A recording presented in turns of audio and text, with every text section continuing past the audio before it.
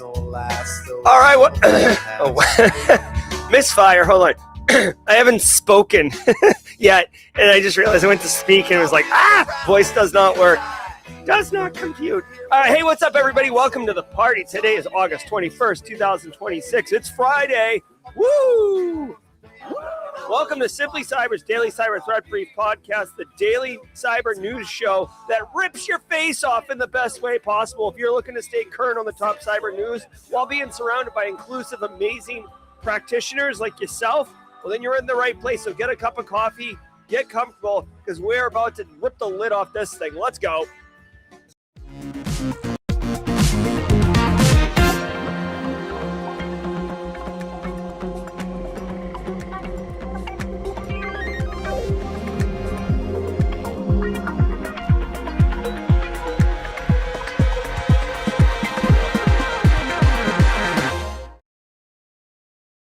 What's up, everybody? Great to be here. Great to have you here. Welcome to the Buffer Auger Flow studio. Make yourself comfortable. We got the YouTube on the TV working again. Thank God. Guys, over the next hour, me, you, call sign Moody, Sierra Montgomery, Code Brew, Steve Young, Cyber Sean 2K, my guy, Ad Tech.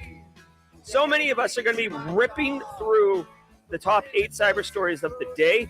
Give you the headline and the surface level news, of course.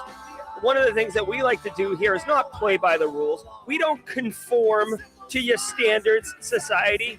We take your news story and we double click and go deep down into the weeds of it. We get into the seedy underbelly of the story, and I try to mine out some type of insight or value that goes beyond the headline in order to help you as a practitioner level up and absolutely slay it wherever you go as a cyber professional. So that's what I like to do. I love helping people. I love cybersecurity. I love education.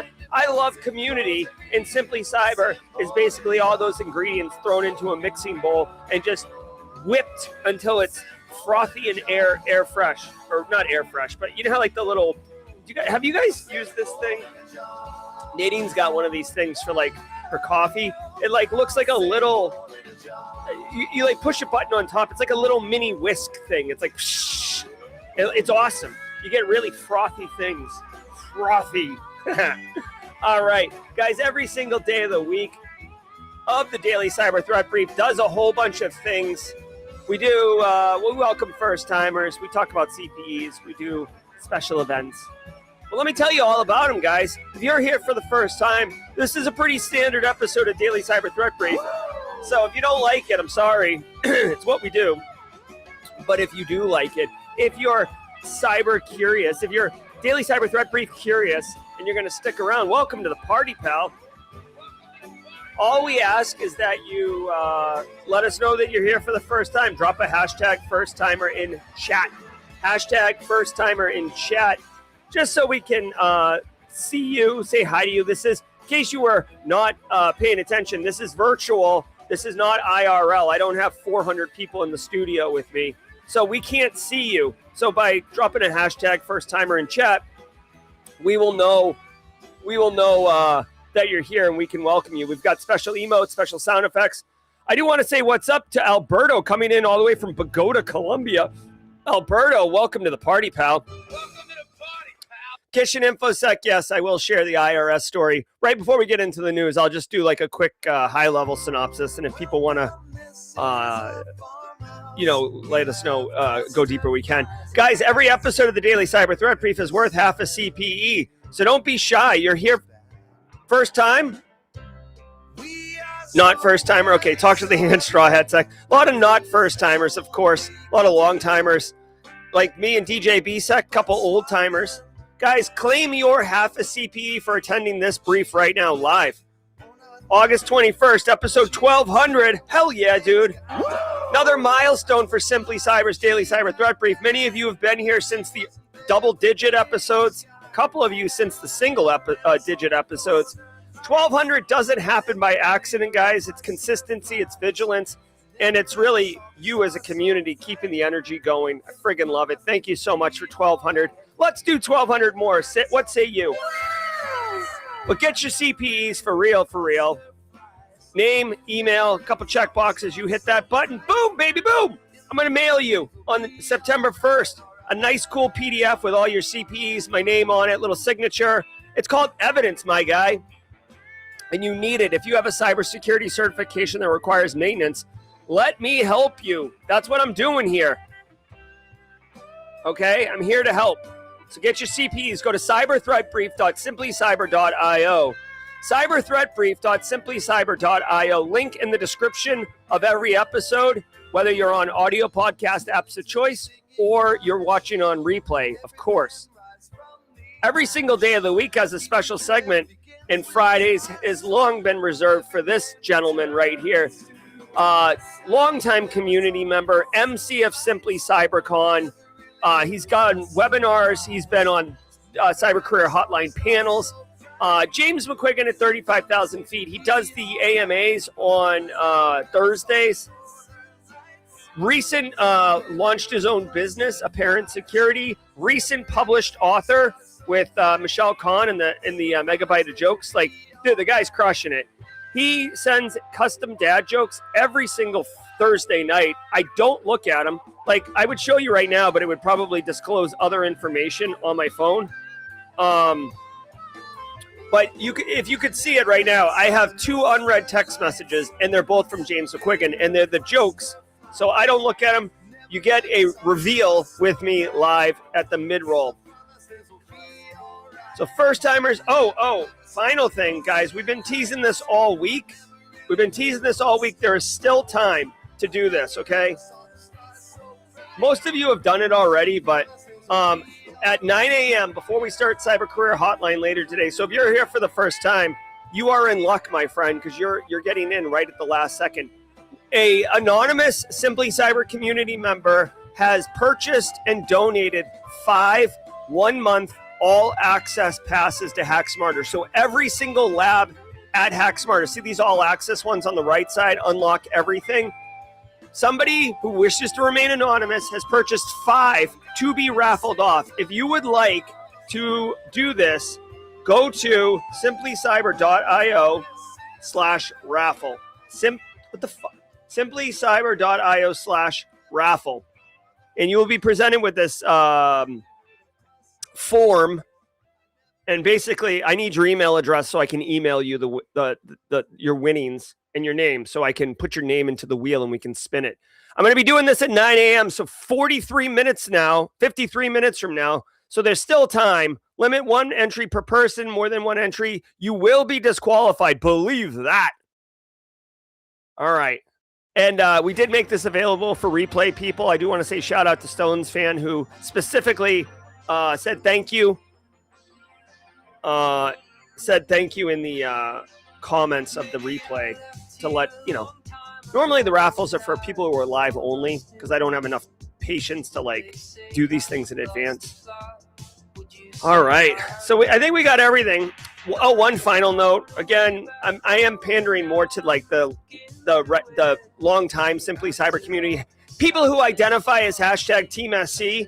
If you go to a different program, different live stream, Black Hills, Daniel Lowry, if you go to anyone else's streams and you drop #TeamSC in the chat as kind of a sound off, like Marco Polo, I am pandering to you right now. #TeamSC, people, because it is.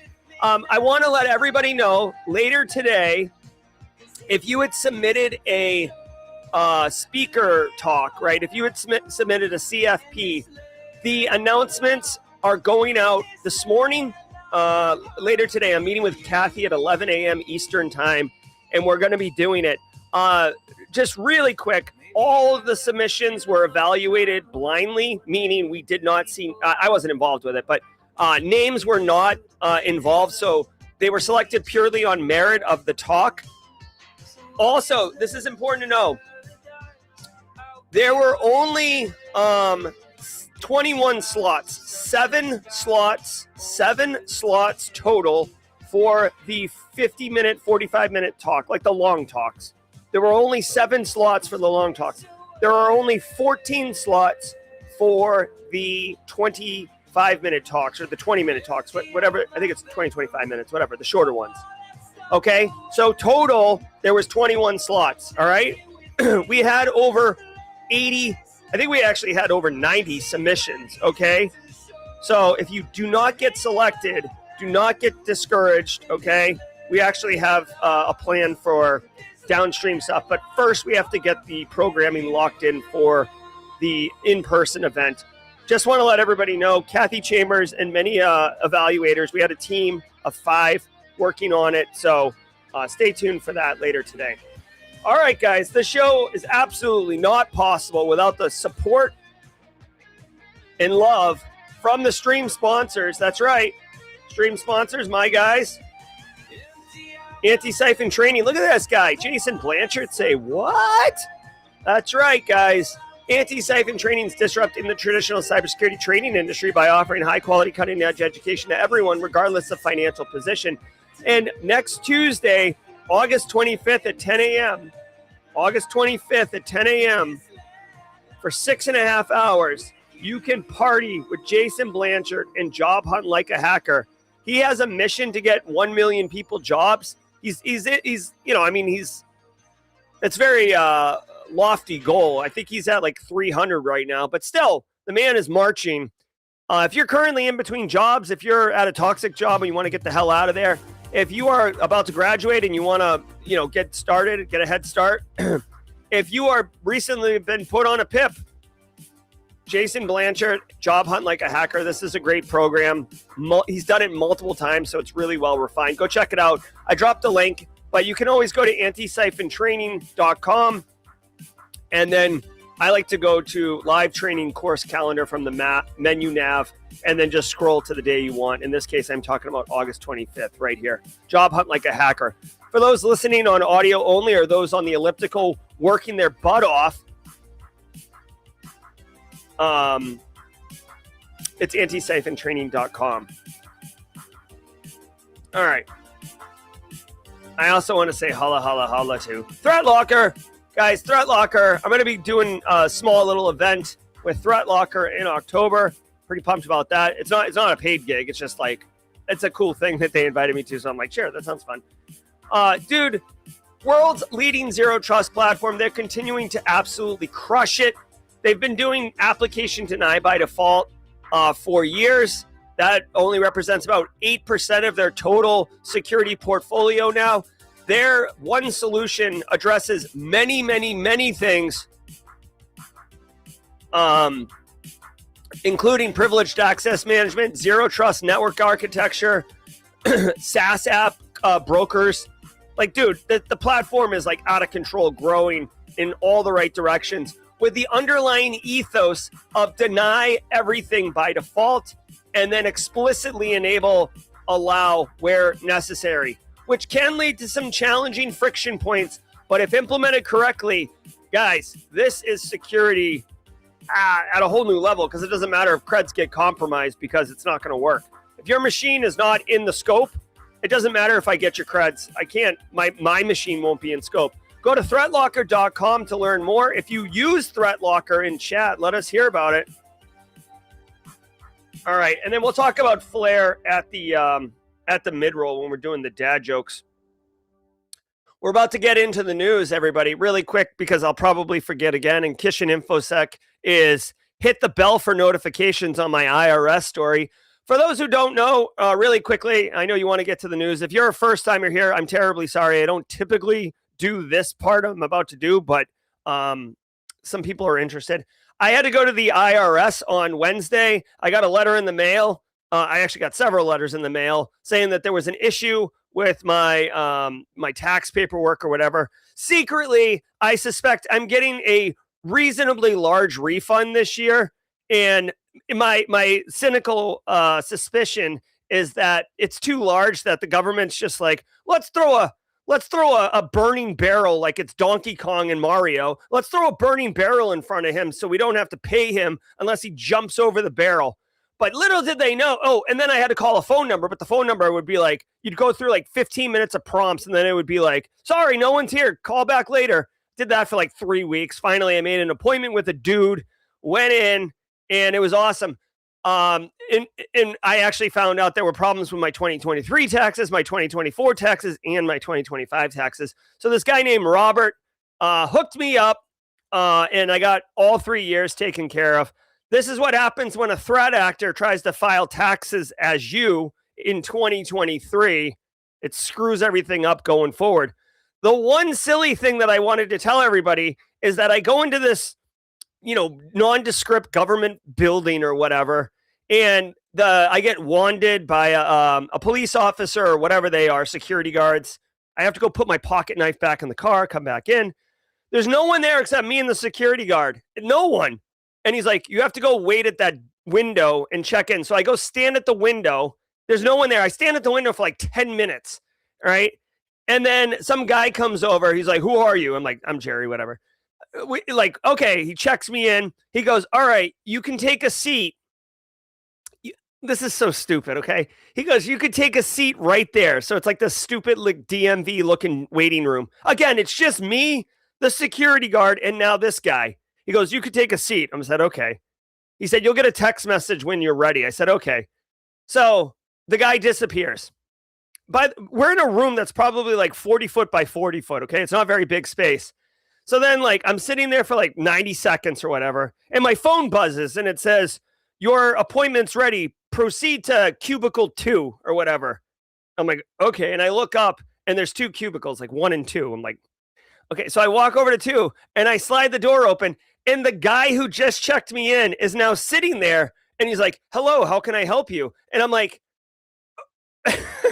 it's me. It's me. It's the guy that we just had a conversation like 15 seconds ago. It's me. And he's like, please come in, have a seat. I'm like, what are we doing? Like, this is like the most by the book protocol I've ever seen in my life.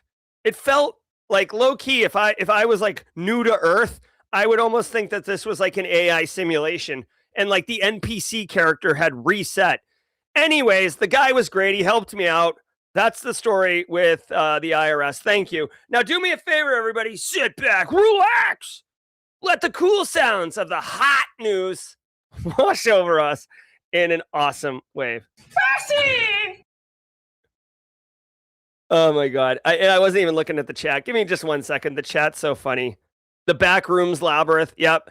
Dr. Gerald Auger checked in and then I put the glasses on and Jerry guy was the one. That's so funny. Simulation. People are digging on that. Oh my God. Nobody works at the IRS now. Dude, seriously, I called for 3 weeks. All right. Hey, let's get to the news, shall we? I know people want to get there. From the CISO series, it's cybersecurity headlines. These are the cybersecurity headlines for Friday, August 21st, 2026. I'm Steve Prentice. CISA warns of hackers exploiting a critical ML flow vulnerability. The agency has warned other federal agencies that threat actors... Hold on. Chat's frozen.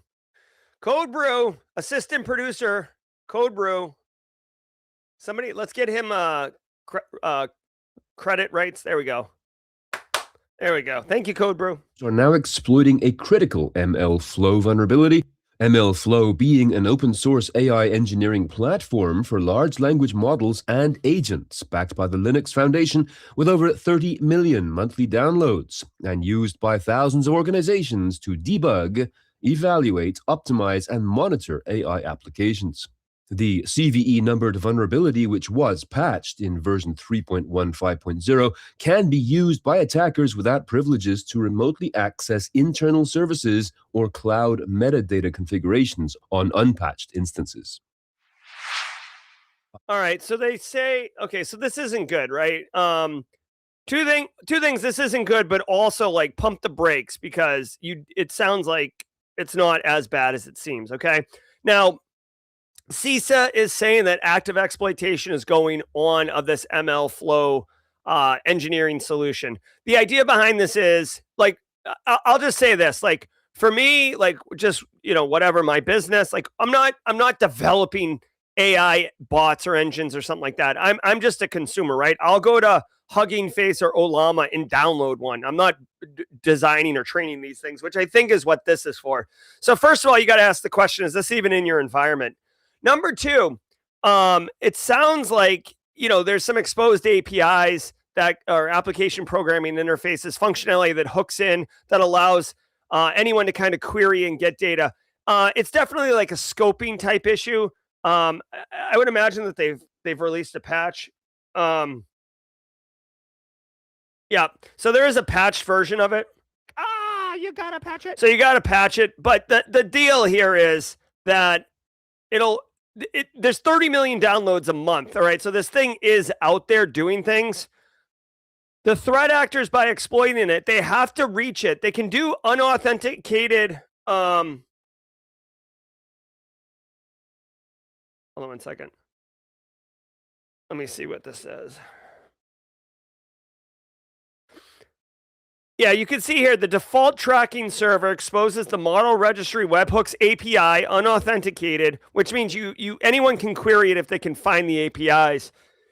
An unauthenticated attacker, and here's the part that's important, who can reach the tracking server, can make arbitrary requests and basically have sensitive data get exfilled. So API keys, secrets. So it's not just like querying your data set, like they are actually getting secrets, which is a security concern, right? Not a data breach. Like this could lead to bigger problems for you. But for me and my money, the qualifier of who can reach the tracking server. So if I don't know how you would deploy this thing, but in my opinion, like this is a machine learning support solution that helps you like with your AI development. I don't know why you would have this internet facing unless you have some specific use case, or, and more likely the case, you deployed it without any consideration to where it's going. You either didn't know any better, you have an engineer who doesn't understand how architecture works, or, by default, it had a public facing configuration. You can always, I haven't mentioned this in a while, but you can always use internet based scanning solutions to see if you are exposed. Mind you, it's the same tooling that threat actors and criminals have. The number one that I go to always is Shodan. Shodan.io is the Internet of Things scan engine, right? Oh my God, hold on. See if I can log into this thing really quickly. Shodan has oh my God, guy, hold on 1 second. I got to log into my Bitwarden. I want to show you how I haven't talked about Shodan online. Excuse me. Hold on 1 second. I'm trying to type my password in at the same time.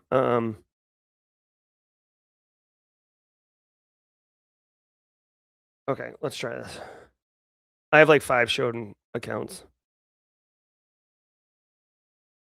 All right, so Shodan allows you to. Shodan basically scans the internet, right? If you don't know about Shodan, I am tickled that I get to introduce you to it, okay? Shodan scans, like, listen, IPv4 address blocks are finite space, okay? And just to back up for a second, IP addressing is how computers talk to each other on the internet. They're basically the mailing address for every computer and server and asset on the internet, okay? And IPv4 goes from 0.0.0.0 to 255, 255, 255, 255, okay? It's 8 bits, 4 octets, so 8 bits 4 times. And before chat puts me on blast, I do understand that there's non-public routable IP addresses, that there's local a host, that, there's broadcast. Like, I get it, okay? I'm just saying, you can't have an IP address that starts with 327. Shodan goes from 0000, increment by 1, increment by 1, increment by 1, until it gets to 255s, and then it starts over every day, all day. Again, I'm oversimplifying it for the sake of the discussion, but it scans internet-facing things, which means you can go in here and just straight up query things like this. This is a Windows Server 2022 in Tempe, Arizona. Okay. There we go. Look.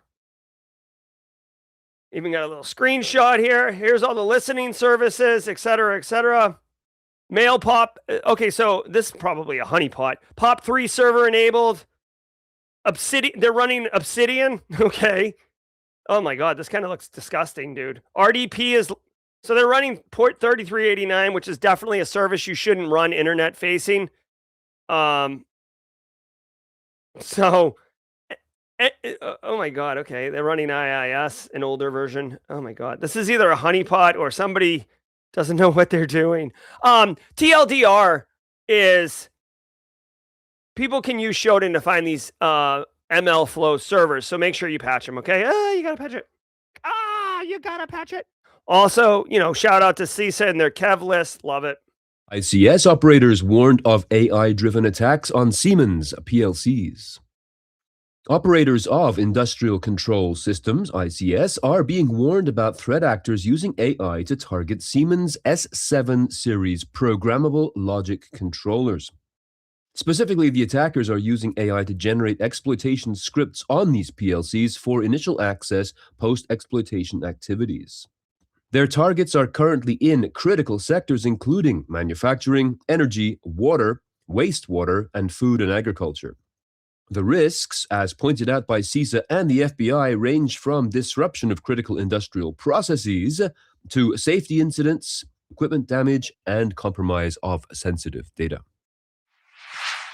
All right, so here we go, guys. This one hasn't been talked about too much, but it's quite real. So, number one, industrial control systems are typically used in critical infrastructure like energy, wastewater, water, right? I mean, let's just pretend that you're working in wastewater in Memphis, right? Like, you are definitely getting your hands dirty. And I use the term double mention there, a little tongue in cheek, dirty, right? Because wastewater is dirty, right? You're getting your hands dirty with industrial control systems. Now, there are several out there. Siemens is one of them. There's also, oh my God, not Rock Blast. Rockwell is another one, right? They're all there. And honestly, guys, the big story for me here is that, oh yeah, Mike Holcomb is solid in this space. Don Weber, Tom Van Norman, Bryson Bort, believe it or not, is quite the deep cut guy on ICSOT. Our own James McQuiggan at 35,000 feet will identify. He's got tattoos on his knuckles. If you look closely at James McQuiggan's knuckles, he has ICS on his left hand and OT forever EVA on his right knuckles. So here's the deal. ICS and let me be serious for a second to give some value to this story. ICS and OT are very important systems, but they're very typically older systems.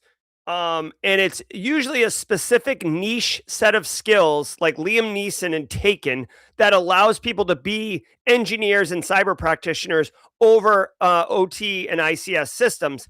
And it's been fine because it's obscure and whatever. Well, with AI can definitely instantly become an ICS OT expert, which sucks because now if I was a threat actor, I AI to attack Windows systems and do the entire kill chain on a Fortune 500 company, sure. But if I'm a nation state and I'm I don't know, Ben, if I had my leader assassinated by another country and I wanted to and I appeared as an existential threat, and I started attacking everybody's critical infrastructure, AI would be a huge boon for them to move faster and cause greater devastation, frankly. This actually really scares me and concerns me because, unfortunately, we as a society and we as a cybersecurity industry have been struggling for years, like for the last 10 years, to turn around the cruise ship of insecure ICS and OT infrastructure for all the reasons I just mentioned: lack of talent, difficulty on using technology that it wasn't designed to be secure, the expense of replacing technology. All these things together have combined to make it really a really brittle infrastructure that can be compromised. But again, we've been fortunate because there hasn't been a lot of talent on the other side of the attackers to go after this stuff. And honestly, there isn't a lot of financial motivation, right? Like Eastern European like shiny hunters isn't interested in shutting down a wastewater plant, right? Yes, they could try to ransom some money from that, but realistically, in case you didn't know, wastewater plants have crap for budgets. If you attack Sony Pictures or you attack Shell Gas, they've got money, buddy. Straight cash, homie. So like, you know what I mean? So like, this is definitely scary because this is like nation on nation hot action. Okay. This is like terror after dark, cyber terror after dark.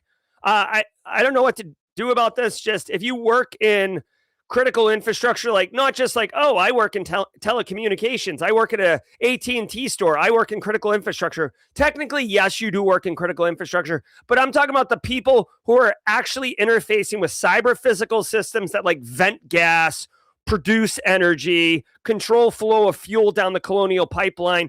Those people, my guy, you better take this story and absolutely friggin' run with it to the CFO and be like, hey, CFO, my guy, we've got an impending, like, we've got a storm coming. Like this story, not to be hyperbolic, but please allow me to be hyperbolic or exaggerate for the intent of making a point, right? Definition of hyperbolic. Imagine, if you will, you are standing on the beach and you're looking out at the ocean. It looks glorious, by the way. Beautiful day, right? But in the distance, you just see this band of dark, wicked dark, almost black clouds, and there's like lightning bolts and stuff going on in there. But it's off the coast. But you see it's heading towards you. That's this all day, right? The AI, like, dude, AI finding vulnerabilities and all that stuff is happening. But in the OT ICS space, at least in IT systems, we can get off the beach. We can quickly erect like a shelter. We can dig a hole and get in it. With OT and ICS, we're basically got concrete blocks on our feet and we're just watching the storm come in. So this is dude, if you want to drive as fast as you can into like a specialty career, I would suspect this is going to be something. Electronic health record company CareCloud confirms millions affected by breach. Sure, why not?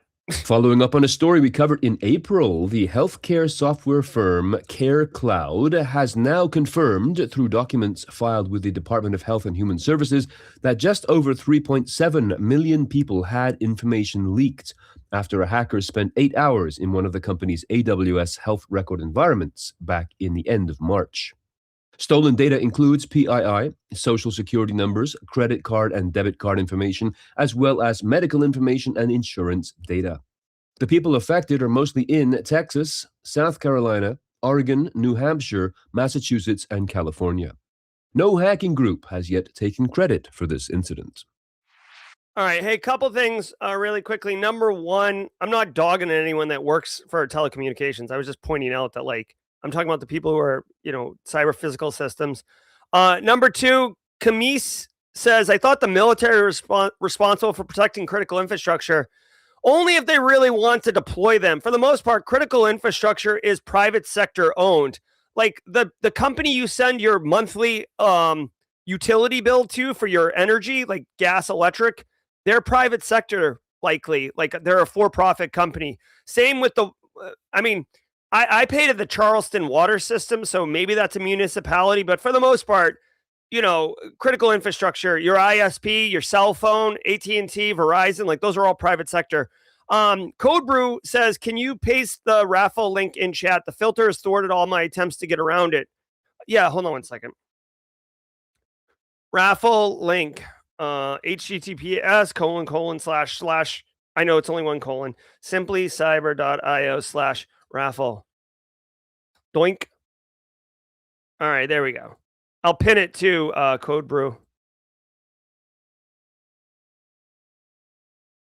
Do you know I had someone in comments recently, like in the last week or something, who obviously doesn't know anything about anything, say like, oh, like this guy doesn't know anything about technology. Like, shut up, guy. I'm like, okay. I mean, I don't know everything, but I feel somewhat qualified to speak about technology. All right. I mean, this story is going to be wicked quick. Healthcare company suffers data breach. Daniel Lowry, news at 11. Like, there's nothing else here. All I would say is, guys, it doesn't matter what industry you work in. If you handle personal information of your customers, clients, contractors, business partners, employees, you got to protect it, and you got to have a plan in case you get breached, right? What are you going to do when you get breached? Care Cloud, just notify everybody. Also, it felt a little targeted. They mentioned South Carolina and Massachusetts. So, Citrix urges admins to patch new NetScaler flaws as soon as possible. Citrix is warning customers about two new vulnerabilities affecting NetScaler Gateway secure remote access solutions and NetScaler ADC networking appliances. The two CVE-numbered vulnerabilities can, respectively, allow remote attackers without privileges to bypass authentication or be abused by remote unauthenticated threat actors in denial of service attacks. Both of these apply only when certain conditions are met. However, Citrix advises customers to upgrade vulnerable NetScaler ADC and NetScaler Gateway appliances as quickly as possible. all right. So, with the ML Flow server story, I pointed out, like, maybe you don't crap your pants immediately because, the server shouldn't be internet facing. Also, while, getting your API keys stolen and your session token stolen and all that jazz, secrets, is not good. Like, the server itself is not part of your security architecture or your security infrastructure. This story is a little different. This is Citrix solutions that are vulnerable, that are being exploited now. We're talking about NetScaler Gateway, secure remote access solution, and NetScaler ADC networking appliances. So this is specifically the solutions that you use at your organization to ensure secure communication, encrypted communication, the authorization of individuals on the internet to access internal resources of your company, like databases, file servers, email, critical applications.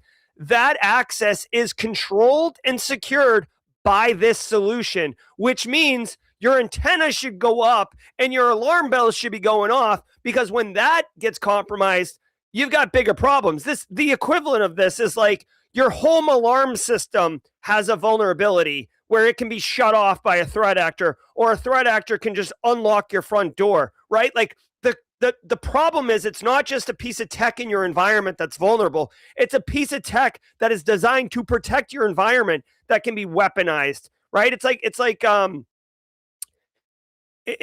not good. It's like the equivalent of, like, not just adding another person to your military so you have a bigger group than the person across from you. It's like taking one of their persons and putting them on your team, right? So you get a double win. The CVE for this particular one, they did mention that this has certain special conditions have to be met. So this isn't basically like wholesale all the Citrix all the time. I'm going to go to djbsec.com/EPSS. My man DJ Bsec on the ones and twos, also writing tools that we can use. All right, so the EPSS score is 0.35%. So 35 hundredths of 1% chance of suffering a data breach, or suffering exploitation of this vulnerability in the next 30 days in your environment. It does have a CVSS score of 9.3, which is gross, meaning if you are in this 35 hundredths of 1% vulnerable population, it's not good, right? So what they're basically saying is, if 1,000 organizations stood next to each other one by one, right, only 3 of the 1,000 would get punched in the face, which means 997 other organizations are just sitting there going like, oh my God, like turning to the person next to him and be like, oh my God, did you see that guy down there get punched in the mouth? That didn't look good. Ooh, that guy's spitting chiclets over there. But you still have, not a 0% chance of being the one who got punched in the grill. Okay. So for me and my money, I don't screw around when it comes to security technologies being potentially vulnerable. All right. So what I would recommend you do, if you are running NetScaler in your environment, it's an enterprise grade solution. Your networking team or your security team, depending on the size of your organization and the roles and responsibilities of IT and cyber on who owns this piece of technology, I would investigate. When did this vulnerability come out, by the way? Hold on a second. This vulnerability was disclosed on August 19th, so 2 days ago. Okay, so hold on. There might not even be a patch available for this.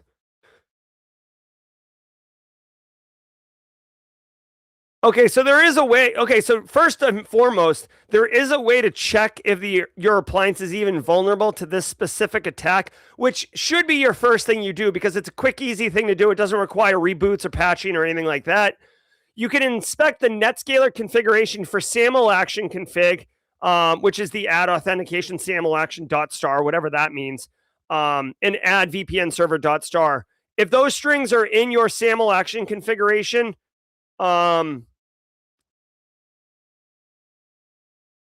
this is stupid. It says you can check if it's vulnerable by inspecting this.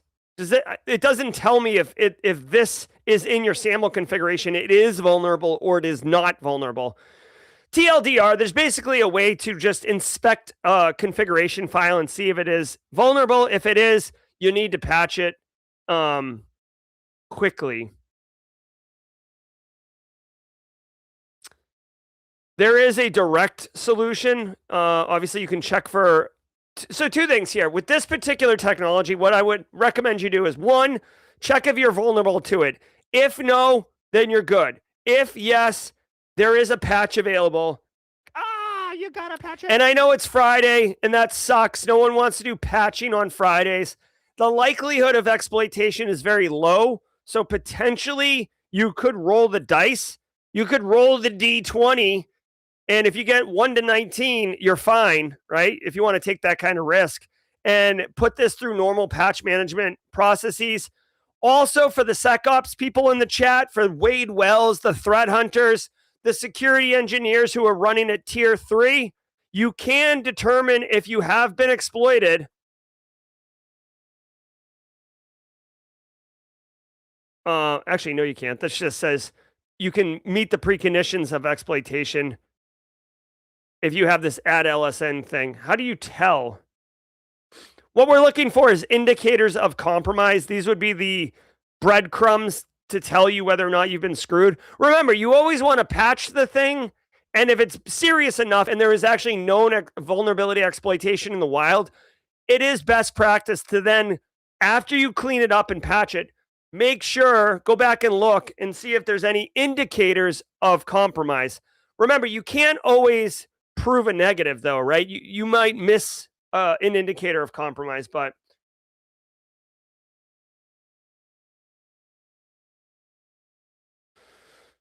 all right. It says, this is weird. It says security flaws have not been flagged as exploited, but Citrix urges admins to patch these things, of course. Why does it say March 23rd? Hold on 1 second. What the hell's going on here? Hold on. Someone help me make sense of this. It says these flaws have not been flagged as exploited in an attack. Citrix urged admins to patch 2 other NetScaler vulnerabilities. Oh. Okay. So they're saying historically in the past there were a couple big problems very similar to this one. Citrix urged people to patch it, and then just a few days later they started getting actively exploited in the wild. So the TLDR is threat actors know the value of these appliances. Threat actors know how to exploit them. And Citrix is basically saying that the clock is ticking, my guy. So get your together and get it patched, or you're going to have a rough day. Huge thanks to our sponsor, Vanta. Risk and regulation ramping up, and customers expect proof of security just to do business. Vanta's automation brings compliance, risk, and customer trust together on one AI-powered platform. So whether you're prepping for a SOC 2 or running an enterprise GRC program, Vanta keeps you secure and keeps your deals moving. Learn more at vanta.com/CISO. That is VANTA.com/CISO. All right. Holla. Also, I want to say shout out to Cheddar Bob. I've had multiple opportunities to hang out with Cheddar Bob in real life, including last year's Simply CyberCon. I see him in chat. He just said, like that whole spiel I just did, he said you should parse that as we're only days from disclosure to abuse. 100%. Guys, thank you so much for being here. We got 366 people live with us right now. Thank you to the show sponsors, ThreatLocker, Anti-Siphon, as I mentioned in the show intro, and Flare. Flare, dude, I told you, man, Flare's doing so many cool things. I love myself some Flare. I actually just released a LinkedIn post this week. Flare's actually, this isn't even what I was going to tell you about, but I think it's so cool that I'm going to do a double shot. What is it? Bundle? Yeah, CTI bundle. Check this out. This isn't even the ad read for them. Flare is got a CTI bundle. So if you wanted like a starter kit for cyber threat intelligence, go to simplycyber.io/CTI bundle. It's like a Kickstarter, not Kickstarter. It's like a starter kit if you want to start getting into CTI. Remember, more threat intelligence information does not equal better fidelity. Like if you turn on all the threat feeds, you're actually going to get drowned out in noise. This bundle's cool. All right. Anyways, that's just like bonus stuff because I thought it was awesome.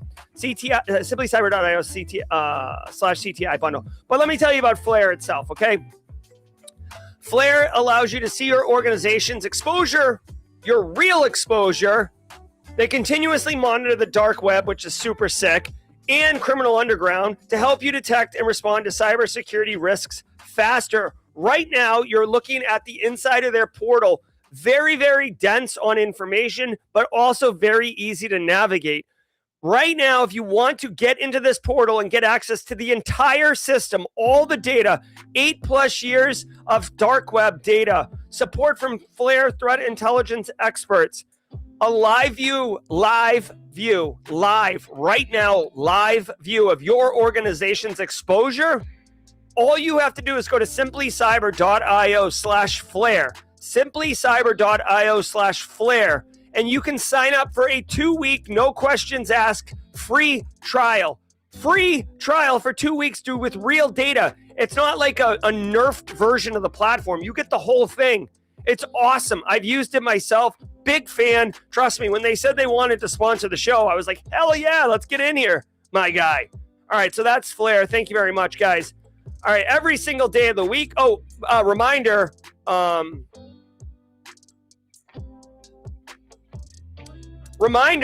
right now, we're about 20 minutes away from drawing winners for the Hack Smarter Labs raffle, simplycyber.io/raffle. You have minutes left to enter.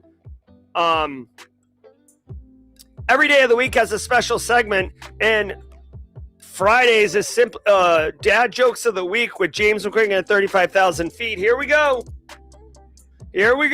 James says, seeing as I was on a train yesterday, here are some train dad jokes. Okay, train dad jokes. Here we go, people. What do you call a train that keeps sneezing? A choo-choo train. A choo-choo train. All right. James wants to know, why do train conductors make great hackers? Actually, this is a true story. If you didn't know that, a lot of people pivot into industry, K through 12 teacher, marketing executive, but train conductors, there's actually a surge of train conductors that do really well as hackers. It's because they're really good at covering their tracks. Oh, hey-oh. Okay. That was a good one, James. All right. What's the difference between teachers and railway cybersecurity professionals? Now, I am an educator. I'm faculty at the Citadel Military College. James is also faculty, I believe, at Full Sail University, or maybe a university in Florida. So we do know this already, but let me tell you the difference between teachers and railway cybersecurity professionals. One of them trains the mind, while the other one minds the trains. Whoa! Oh! Pure cinema! All right. That is your dad jokes of the week. Thank you, James McQuiggan. Who knew he could get so much juice out of the train lemon? But yeah, there you go. There you go. All right, let's finish strong, everybody. Hopefully you're enjoying the program. If there's any first timers here, drop a hashtag first timer in chat, because this is it. You like what we're doing today, what this show is. This is a perfect example of what we're doing here every day. Pure cinema. University of Texas takes systems offline in San Antonio after cyber attack. One of the largest universities in Texas, the University of Texas at San Antonio, has announced that it identified threat activity on its academic campus over the weekend and took some systems, including phones, offline in response. This comes at a point in the academic calendar where students are trying to sign up for courses and submit payment for services. University CTO Michael Schnabel said in a statement that, quote, the threat activity was detected at the edge of the university's network and was contained before it reached core systems and university technology solutions, end quote. No further details about the attack have been released. All right. So higher ed notoriously has a lot of challenges. Cheddar Bob is like probably drinking at his desk right now. Like, higher ed, you're asked to do more with nothing. I will say this. If you do work in higher ed, you should absolutely get involved with the REN ISAC. Higher education. So information sharing analysis centers, ISACs, are a great like invite-only pre-screened threat intelligence sharing specific to an industry. There's automotive ISAC, healthcare ISAC, aviation ISAC. The one for higher education has some of the most passionate, committed practitioners in that ISAC. So REN ISAC, if you get a chance. So UT San Antonio got hacked. School's starting for the fall semester, and it does suck. I will say that they got hacked on Monday this week. Hold on one second. When does school start for UT Texas San Antonio? Give me 1 second. Because I think there might be over dramatizing the story just a little bit. Oh, that sucks. So classes start at UT San Antonio on Monday the 24th. So that does suck. It starts next week. So yeah, this is disruptive. I will say a lot of hold on, we got a first timer. Jonathan Jonathan Maholone. What up? Welcome to the party, Jonathan. Welcome to the party, pal. My guy. Welcome to the party, pal. I had this one queued up for you, Jonathan. I was waiting for you. All right. So I will say the CTO says that they were able to thwart this before it got to core systems. I don't know what their information security program looks at over there. I will say it's interesting that the chief technology officer is the one that responded to this instead of, I don't know, the CIO or the CISO. Does UT San Antonio have a CISO? I think they don't. That's what I'm going to guess. They do. I don't know why the CISO didn't reply to this communication then.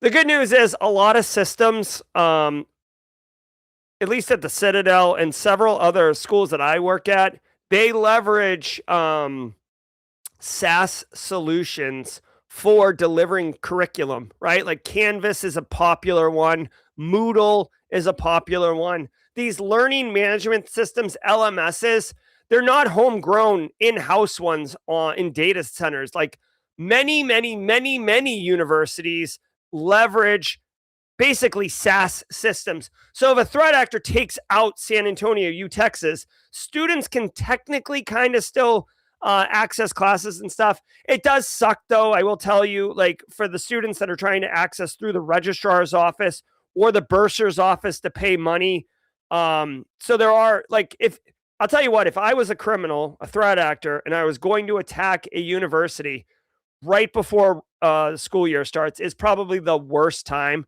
to hit them. It's the best time to hit them if you're the threat actor. Worst time, if you are the university. So, hearts and prayers going out to Texas. It sounds like they had some type of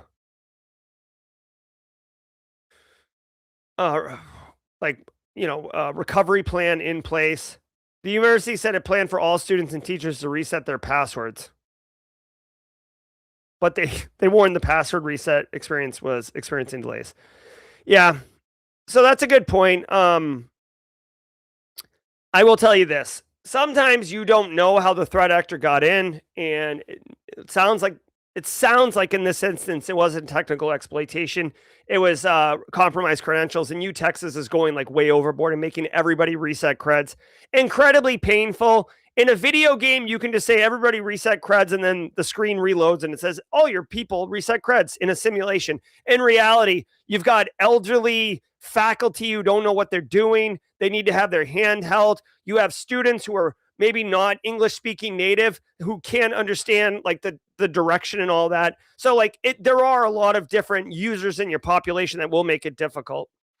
Toxic Panda 2.0 and Gold Digger expand Android banking attacks with on-device fraud. Researchers at Zimperium Z-Lab are warning of an updated and improved version of the Android malware Toxic Panda, which now has 167 remote commands, including a PIN harvesting workflow, along with a larger global footprint. Additional on-device nastiness includes an overlay-based credential theft mechanism targeting 349 financial institutions across 16 countries, and an automated click-based mechanism to abuse Android wireless debugging via Android Debug Bridge. At the same time, another on-device banking Trojan called Gold Digger is impersonating airline companies and shopping retailers to attack consumers in the UK and South Africa. Once embedded on a phone, this can mimic user interaction, such as entering text, clicking buttons, and performing gestures. I got a gesture for you. Yeah. All right, so listen really quickly. Here's the deal. Android malware is a thing. Whatever this Toxic Panda is, it's obviously a motivated threat actor that's invested in the long game. Like, the technology works right now, but they're continuing to refine it. They're continuing to add functionality, that new versions, new features, etc., just like any other SaaS solution. Android devices long have been known to be vulnerable to malware. They mentioned the overlay pin stealing thing. It's basically a transparent overlay. It looks like you're typing in your pin into your app. In reality, you're typing it in for the threat actor to steal it. The idea here is initial infection. I'm always big on initial infection. Is getting, basically fraudulent emails pretending to be airline companies or shopping retailers that somehow convince you to install an app. Please tell, I don't know who needs to hear this, but tell your end users, tell your Aunt Dorotheas, tell your friends, families, loved ones, tell the guy who's driving the Uber for you, tell the lady in the elevator with you, stop installing apps on your Android device that come from random places. Just because you found bubble gum underneath the desk doesn't mean have some chewing gum. You would never take the gum from underneath the desk and pop it in your mouth. That's disgusting. What you would do is go to an approved vending machine or the shopping checkout line at the grocery store, purchase gum from the box, sealed in the container, and you'd crack it yourself. Just like you would go to the Google Play Store, get the approved app, download it, and install it through the approved channels. Stop installing bubble gum you found under your desk. Jesus. AI-assisted tool helps secure satellite communication systems. Following up on a major story from 2022, on the day Russia invaded Ukraine, one of Russia's first strikes was to hack and disable thousands of satellite modems to disrupt major parts of Ukraine's communications infrastructure. Now, a Washington, D.C.-based company called Atalanta Technologies has released a product called Argo, A-R-G-O, that uses a process called software understanding, which combines complex mathematics along with artificial intelligence technology to analyze software and internet-connected systems for vulnerabilities in a more comprehensive manner.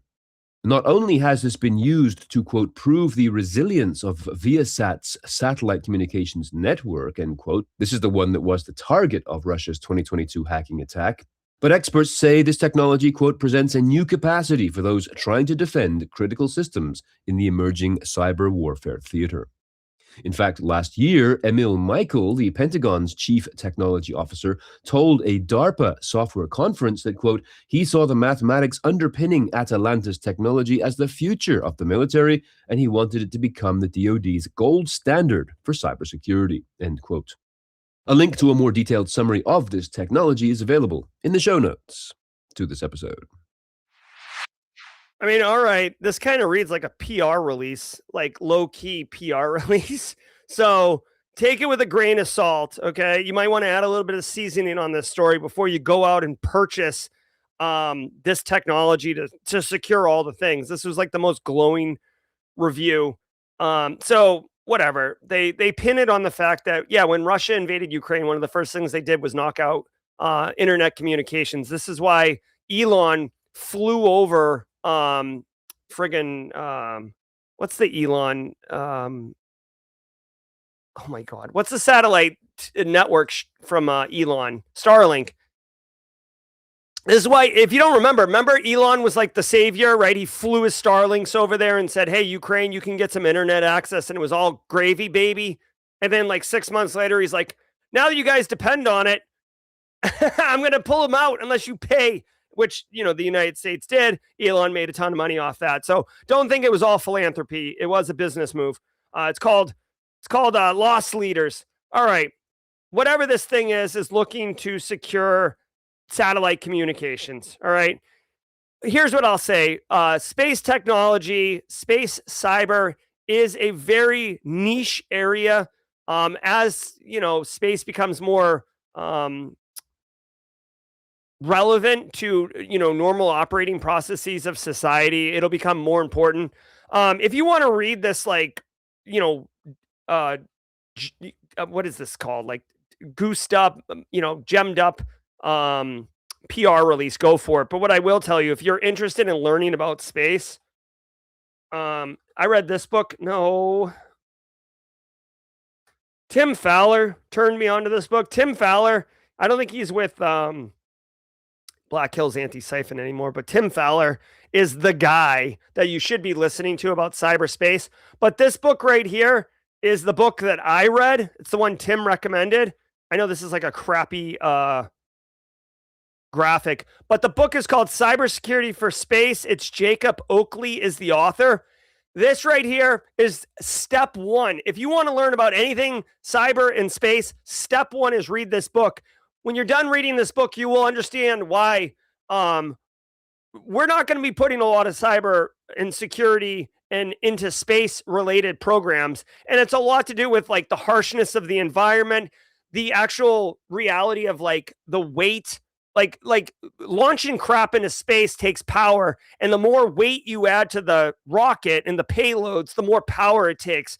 So like you got to keep things super lean. Plus, you have a finite energy source on these systems, so you can't run an NGX AI supercomputer up on a satellite, because guess what? It's going to be a resource pig. And I know Elon's talking about data centers in space and stuff. I don't know where the heck you can have solar power, but for real though, it's like crazy. So Cybersecurity for Space is the book to read on that. Oakley. NASA AIT GUI flaws could let unauthenticated attackers issue spacecraft commands. So some more space news. Researchers at Cycode, C-Y-C-O-D-E, have disclosed a chain of flaws in AIT GUI, which is a browser-based operator console for NASA and JPL's open-source AMOS instrument toolkit. This AMOS toolkit, AMMOS, is a framework for building the software that sends commands to instruments and spacecraft and processes the telemetry coming back down. These flaws could allow an unauthenticated attacker to issue arbitrary commands to the software's spacecraft and instrument command bus. Yuval Elbar, a security researcher at Cycode, summarizes the issue as follows, quote, "A web GUI used to drive spacecraft and instrument commanding shipped a server that listens on every network interface, asks nobody for a password, and can be steered by any web page an operator happens to open." End quote. All right, so first of all, just to be like, not to be like a peckerhead, right? But let's just point this out. And I like Steve Prentice, okay? Steve Prentice is a cool dude, okay? He's the guy speaking, and he's the one. I don't know why he did this, but when you see GUI, you shouldn't spell it out, okay? It's pronounced GUI. Like when you stick your fingers in like taffy and it comes pulling back from your hand, or you stick your fingers in glue and you get the thing. Like, it's GUI. That's what the graphical user interface, GUI. So I don't know why he said AITGUI. It's unless it was, I don't think it's AI reading it. AI would make that mistake. Okay, it's GUI. This right here is insane. So back-to-back space stories, which is cool. I just want to point out, this is like 1975 level security implementation. This piece of technology controls the satellite. Like, you can drive it basically. It controls the instrumentation of the system, and anyone can send any commands and take it over if they can find it. That is gross. Like, I don't know if this was like a vibe coded solution, or this was like, you know, my son's 7th grade computer science class project, capstone project, to write this code. But like, it's insane to me that they allowed unauthenticated control. If I had to guess, like, I'm being playful by dunking on them about my kid writing this code, but if I had to guess, they probably had a very strict requirement on how big they could write the software, like the actual bytes, and the amount of, you know, energy and power it would consume. Again, going back to what I just said, cyber in space is very, very limited. Like, you're not really going to get it. And for the long time, it's like, what's the big deal? No one can really get into space. It's not accessible by people. But as more network communications begin to get deployed, kind of the same way that OT and ICS are getting more and more IT integrations overlaid on the OT ICS plane, we are getting more access into these space technologies. So it's unfortunately, it's like a perfect storm between not being able to do a lot for the security and an increase in access by threat actors. This is gross, dude. I don't even know if you can push a patch to this, you know, to update the software. But this is more of an interesting thing for everyone in chat than it is anything we're going to do. Nobody that I know of in chat is like dealing with this. This is not stop the show and go patch it. Like, this is like get your popcorn, load up your Michael Jackson eating popcorn emoji, and sit back, relax, and watch this happen. But this is like interesting for cyber nerds, not something like we're not patching this. All right, let's go.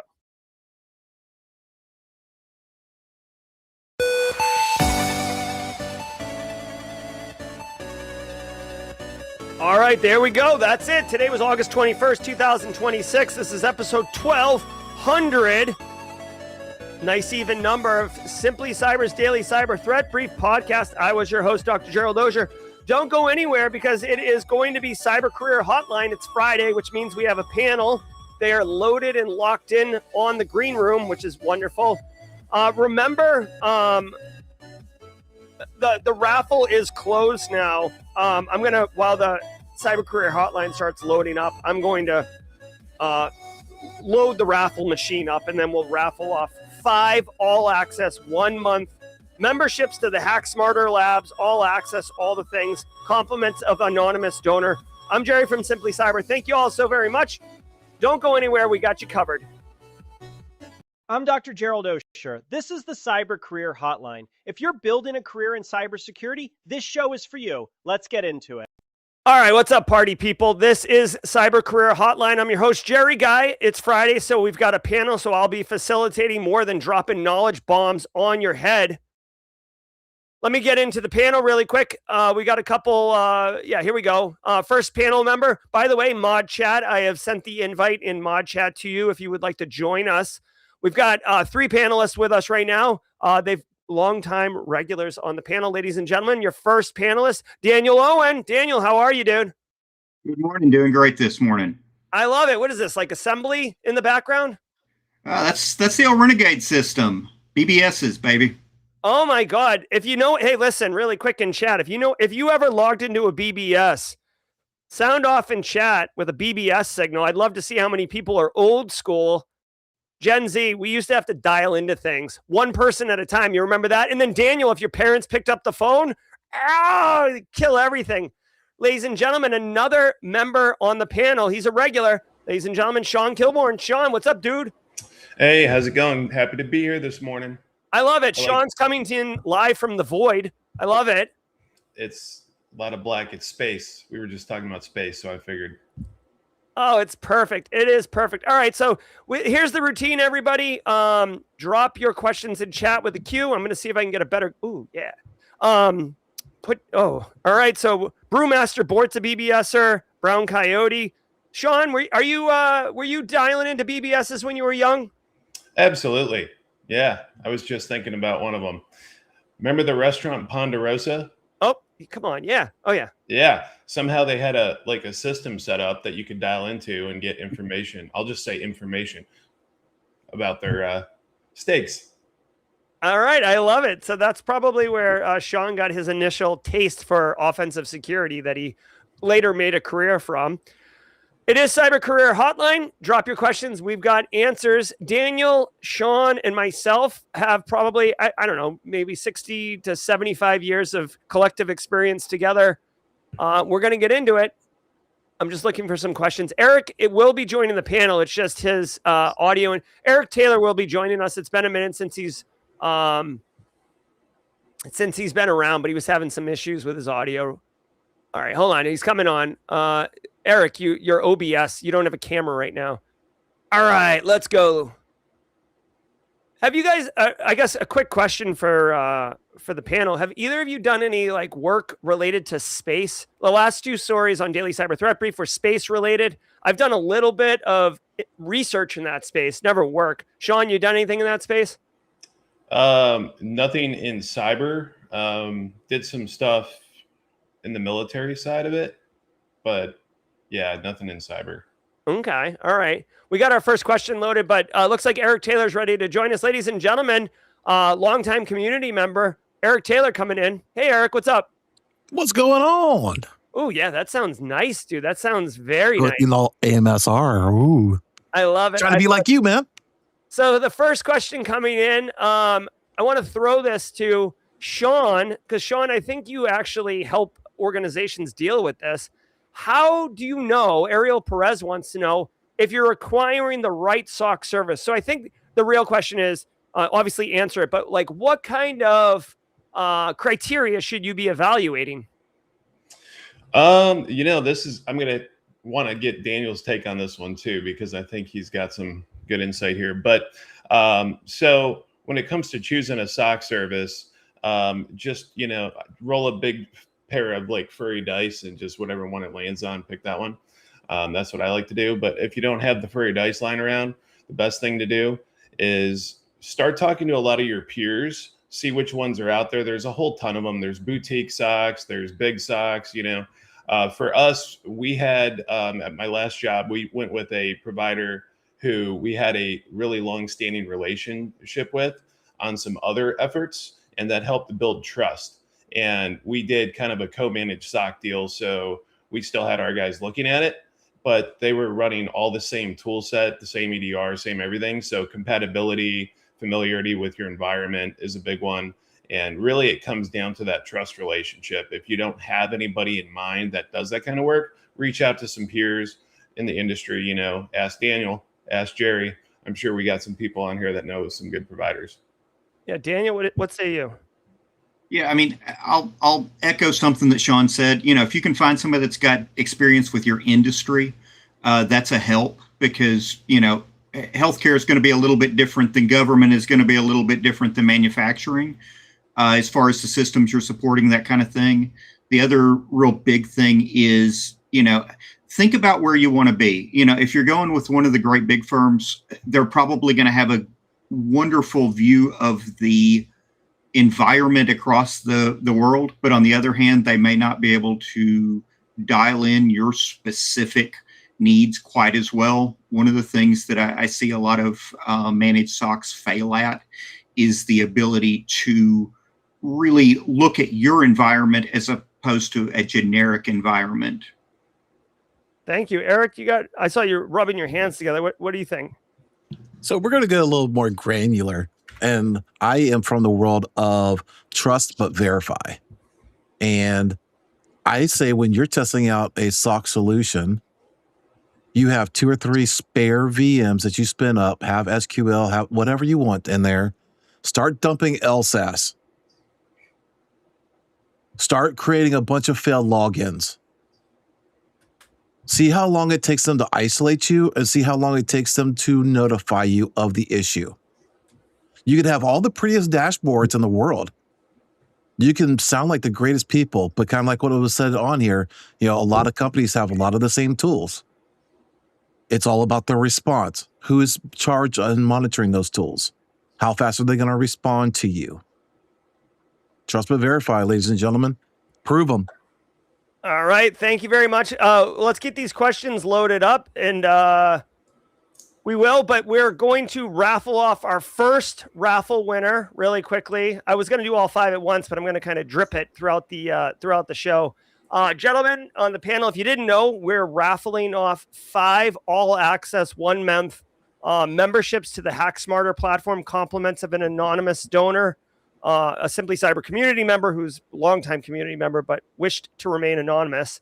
I've got everybody loaded in here. We have 131 potential entries. Ladies and gentlemen, good luck for the first winner. I love this wheel. Here we go. And the winner is Adriana Young. Congratulations, Adriana. I will be in contact with you. We'll do more throughout the hour here or throughout the next couple minutes, but let's get some more questions loaded up. How does AI usage play into IAM support roles? What to expect? Oh, very good. Is anyone on the panel interfacing with basically AI and IAM specifically? Daniel, no? All right, so I'll take a stab at it. I haven't seen too much of it.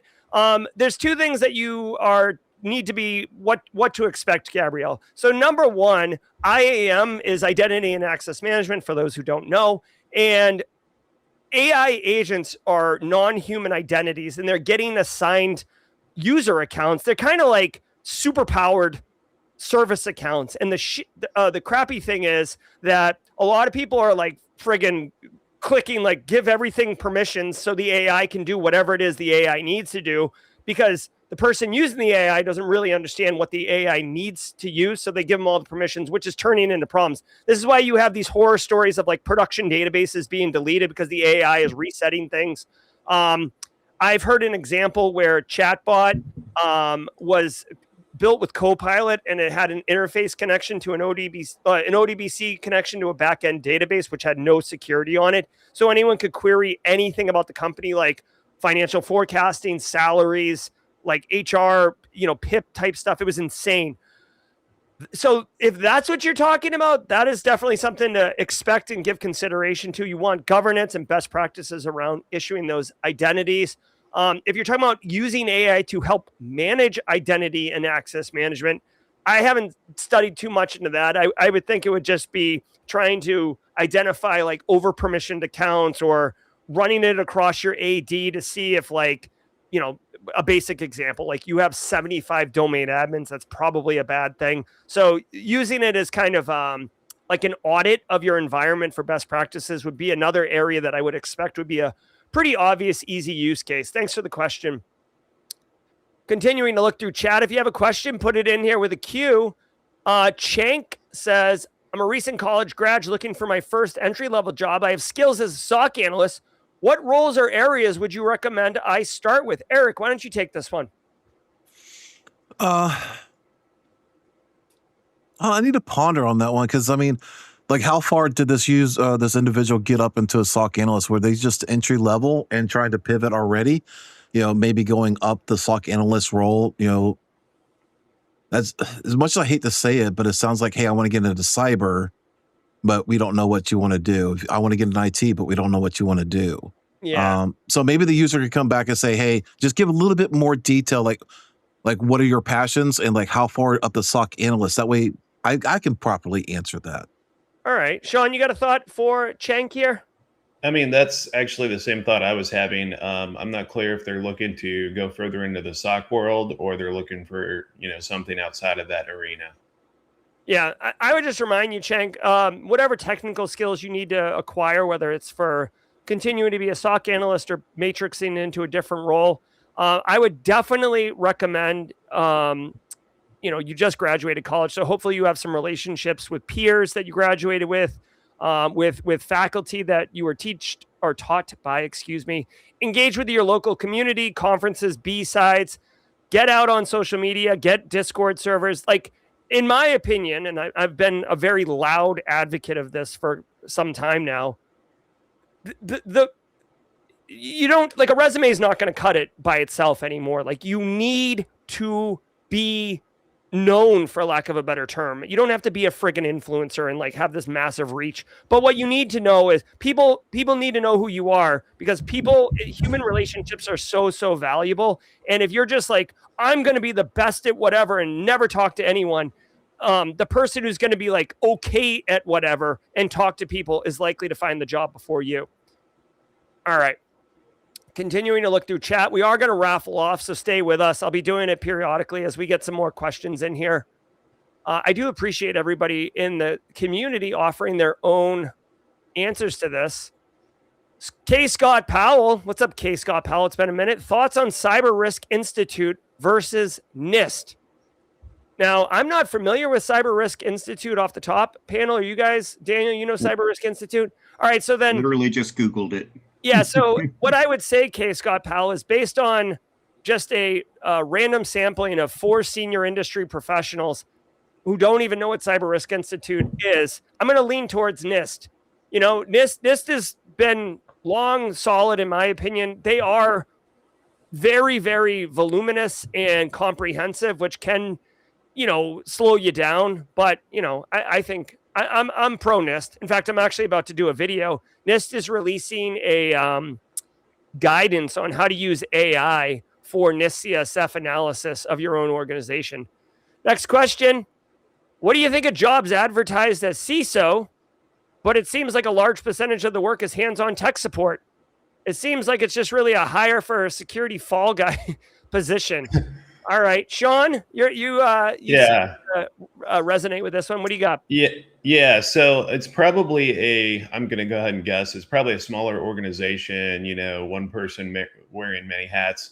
I tend to see that, and I kind of laugh sometimes. It's like you want to hire a CISO, but you require, this position is going to be 80% hands-on. Well, based on my experience in that role, it's definitely the only hands-on I do is mostly Microsoft Office. I'm really good at Word, Excel. I'm kind of a badass at Excel, and Outlook I mastered.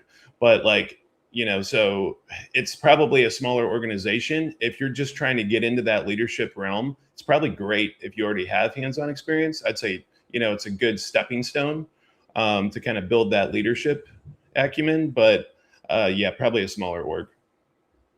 Yeah, it is a good point. Different organizations will ask of different roles. Like, that's one thing for everybody to fully understand. Maybe you've been at the same job your whole career, or you're just getting into industry.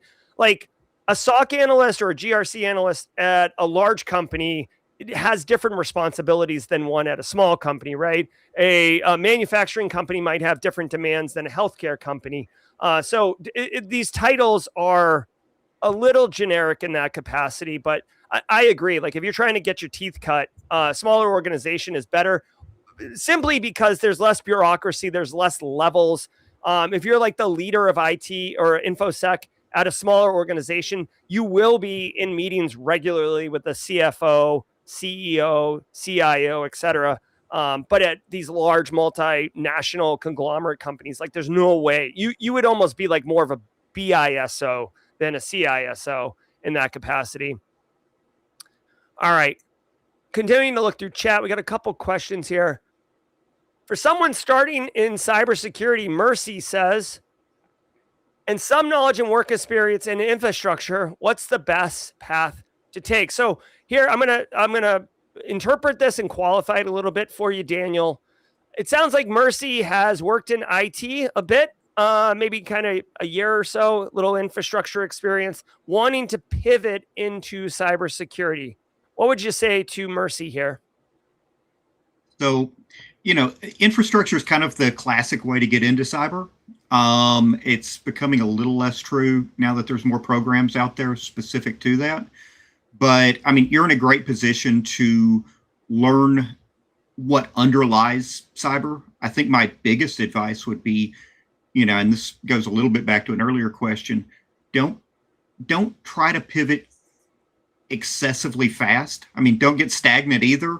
But, there's a lot that you can learn in, 2 or 3 years in IT that'll serve you well for the next 30. And if you cut that short, sometimes you're just kind of playing catch up the whole time. But, if by infrastructure you mean, you've been a sysadmin, then, blue team on the system side is a great place to go. If it's network admin type of role, there's definitely blue team roles there. If you're looking more the red team side of things, kind of the same deal, only a bit of a larger stretch when it comes to the particulars of the skill set. Awesome. Thank you very much, Daniel and Mercy. I hope that helped. Let's go ahead and choose another winner. We're slowly raffling off 1 month all access passes to Hack Smarter, Tyler Ramsby's platform that's getting a lot of love. Good luck to the winners. Adriana Young is our current first winner. And John Henry Garcia Jr., another W. Congratulations, John Henry Garcia Jr. We'll do another one in just a minute. We'll try to do one after every question. Code Brew has a question. This is a good one, right? How do you format a resume when a job lists the AZ500 cert, but you hold its successor SC500 to ensure ATS filters catch it without lying about your certs? Now, Sean, I know that you are in a position where you hire all the time and you're evaluating talent all the time. So I feel like this is a great question for you. How would you want a candidate to do this and be honest? Not Sean be honest, but they be honest. Yeah. So if you're the hiring manager, you probably already know that successor cert it kind of trumps the AZ 500. Unless you have both of them that are active, I would only list your active certs. One of the biggest things that I've seen, and Daniel can actually attest to this as well, is we were looking at hiring somebody for our team. We saw a lot of certs listed, and then it would say like expired, or even worse, it would just be listed and you would assume it's valid and it ends up being expired. So I would just list whatever's active. And the other thing that I will always say is try to find somebody there at that company that and get them to submit your resume for you. I try to get around, the whole idea of this ATS kind of being the gatekeeper. And so, if you have somebody there, it's always better. It's much easier. It kind of goes through a little side channel and gets, HR and recruiting's attention a lot quicker. If I can ask a follow-up question to that, with talking about your certs, me personally as the owner, I've always liked on the resume stating, I've had this the Azure certificate for 7 years. Like you put your years that you've had, like from 2020 to present or whatever. What are your thoughts on putting your time frame of a cert down on the resume? I think that's actually a great way to do it too, because it shows you career progression and it shows that, it's kind of telling a story. So it's kind of helping fill in the blanks there. So I don't see any problem with that. I love it. And Eric, you had a quick little tip on this one too, right? So I'm not sure how well this will hold up, but I've seen in some of them, because we see certification bodies always changing up a format, but maybe even just putting holding legacy or currently active legacy SC 500 certification. Like, hey, we still have a cert. It's a little bit of a legacy. That may do it. I don't know. Daniel, finish the thoughts out on this question, please. Yeah, actually, the pop-up screen there is just what I was about to say. Just kind of, putting in parentheses the one they're specifically looking for, and that really comes back to getting past the ATS. I mean, because that's kind of the deal. If you can't get past the ATS, a human never sees it. Awesome. All right, let's do another raffle prize. Here we go. We got 5 we're giving away. Let's go. This is for a Hack Smarter 1-month all-access platform membership. Ethan Sadiq, way to go, Ethan. Congratulations. We'll contact you with your prizes. Next question coming into chat is for Eric. Eric, striving to learn, wants to know how lucrative a career in IoT pen testing can be. He does have experience as a web app pen tester and network pen tester, but he wants to focus on IoT. Is it a good move? What do you think? I think it's actually a great move. And I'll actually post here into chat. This actually came across my feed this morning. If you want to bring it up, Jerry, it kind of relates a little bit, but this goes into Soho router roundup, where there's 5 devices that currently don't have any sort of patching. So you being a pen tester, looking at these devices that are having technical issues, there's no way to patch these things, and you can be able to help educate, kind of go through that whole process. This may be something very good. I know a lot of SCADA networks are looking for this type of stuff. I know that's more of an OT for operational technology, but to me personally, I kind of wrap that up in the same umbrella, because it's not your typical Windows, Linux, Mac type of thing, web app type of thing. You're pen testing actual hardware.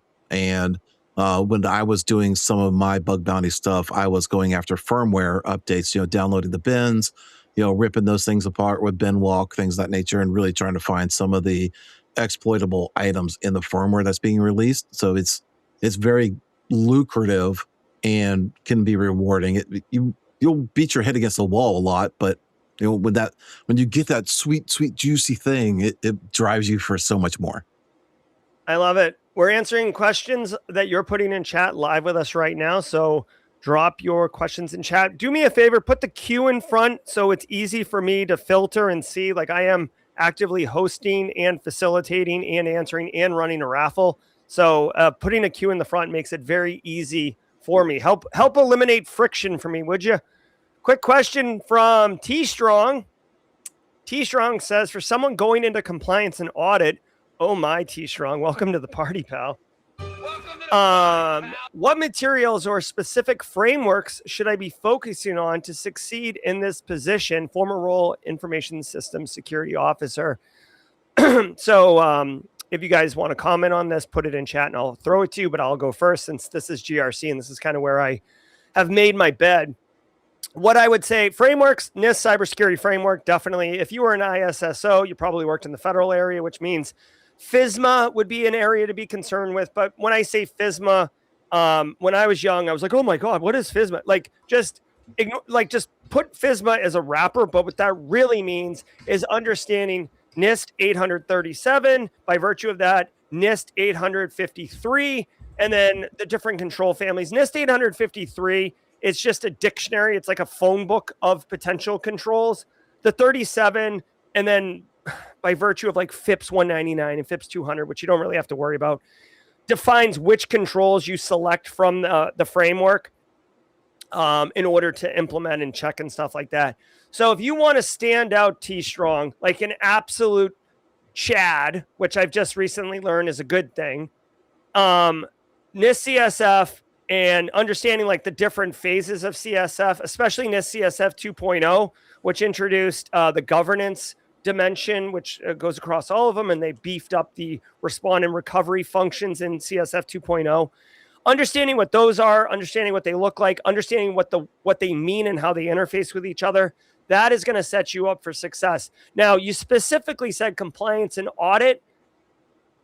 CSF is more around like building a program and having risk management and stuff like that. So with compliance and audit, what I would say is if you wanted to, get NIST 853, filter on low security control baseline, or even NIST 800-171, which is what CMMC is going to require. By the way, I know this is a lot of friggin' acronyms. I'm sorry, but it just is what the federal government does. But 800-171 special publication, I think is like 22 or 25 controls. It's something around there. You could take just those controls and then audit your own home, like your own home network, right? I'm sure you have Ring doorbells or smart digital assistants or an Xbox, cell phones, router. Like you have tech in your environment.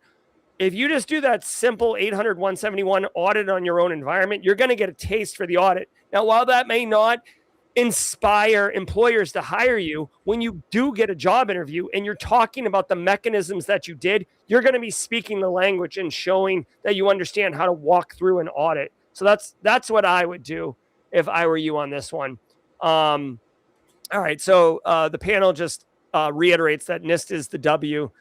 So I'll move on to the next question. Actually, let's do another raffle since we're crushing that. I love it. All right. Next raffle is going to be, this is our fourth winner. We have 5 winners to award.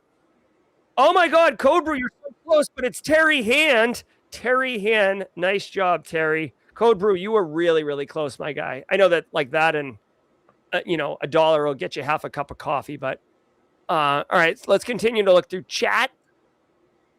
I do like this wheel. This is better than the way we were doing it before with Nightbot.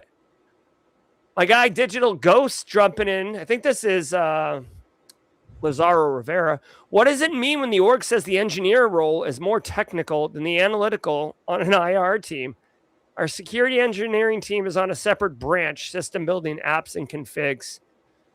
So, Eric, I know you run a smaller business that does incident response, but you do interface with lots of in-house different groups and in-house acting as external IR.